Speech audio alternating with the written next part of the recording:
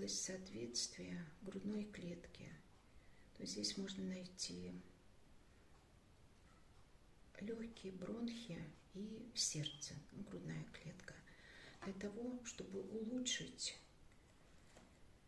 кровообращение, я клею тейп красного цвета на эту зону. Вот таким вот образом. Вот так вот, вот так вот. То есть оно будет улучшать кровообращение, поступление кислорода. Очень красиво. Вот. И если есть застойные явления в области легких, бронхолегочной системы, то я буду использовать тейп зеленого цвета.